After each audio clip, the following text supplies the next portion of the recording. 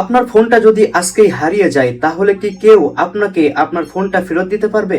অধিকাংশ মানুষের উত্তর হবে না, কারণ ফোনে এমন কোনো তথ্যই লেখা থাকে না যার মাধ্যমে ফোনটির মালিকের সঙ্গে যোগাযোগ করা যায়। আজকে আমি দেখাবো মাত্র 1 মিনিটে আপনার ফোনের লক স্ক্রিনে আপনার নাম, ফোন নাম্বার, এমনকি আপনার জেলার নামও লিখে রাখতে পারবেন।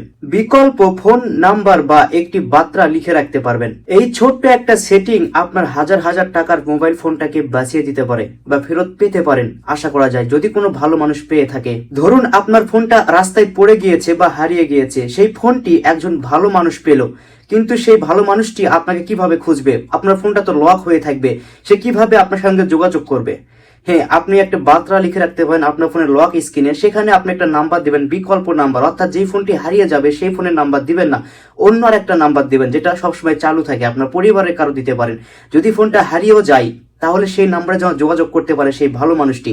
এটা আমি একদম আশা দিচ্ছি না, শুধুমাত্র আপনাদেরকে বলার চেষ্টা করছি যে যদি কখনো কোনো ভালো মানুষ পেয়ে থাকে আর সে যদি আগ্রহ করে ফোনটা ফেরত দিতে চায় তাহলে এই সেটিংটা কাজে লাগতে পারে। তো আর কথা না বলে চলুন মূল ভিডিওটা শুরু করা যাক। লক্ষ্য করুন আমার ফোন স্ক্রিনে। শুরুতে আপনি আপনার ফোন থেকে সেটিং এ যাবেন। সেটিং এ যাওয়ার পরে এইরকম দেখাবে, এখান থেকে নিচে আসুন। নিচে আসার পরে আপনি একটা অপশন দেখতে পাবেন, সেটা হচ্ছে ডিসপ্লে। এই যে দেখুন সূর্যের মতো একটা চিহ্ন আছে, এইখানে একবার টাচ করে দিবেন। টাচ করে দেওয়ার পরে একটু নিচে আসবে। নিচে আসার পরে আপনি একটি অপশন পাবেন, সেটা হচ্ছে লক স্ক্রিন। এই যে দেখুন লেখা আছে লক স্ক্রিন, এইখানে একবার টাচ করবেন। এখানে একটি অপশন পাবেন, সেটা হচ্ছে দেখুন এখানে আপনি লিখে রাখতে পারবেন অন লক স্ক্রিন, অর্থাৎ এখানে আপনি কিছু একটা লিখে রাখবেন যেটা আপনার ফোনটা লক হয়ে যাওয়ার পরেও আপনার লক স্ক্রিনে এটা দেখাবে। এতে করে কি হবে, যদি আপনার ফোনটা কখনো হারিয়ে যায় বা রাস্তায় পড়ে যায়, যদি কোনো ভালো মানুষ পেয়ে থাকে তাহলে আপনাকে ফেরত দেওয়ার সম্ভাবনাটা বেড়ে যায়। এখানে একবার চাপ দিন। চাপ দেওয়ার পর দেখুন আমি এখানে লিখে রেখেছি আমার নাম। এখানে আমি আমার নাম লিখে রেখেছি। দেখুন আমি লিখছি আমার, যেহেতু আমি সৌদি আরবে থাকি এই জন্য আমি লিখেছি my name is Mohammad Rabi, my country nationality Bangladesh. এখানে আরবি দিয়েও আমি লিখেছি মোহাম্মদ রবি। এখানে কোনো ফোন নাম্বার দেইনি, কেননা আমার বিকল্প কোনো ফোন নাম্বার নেই।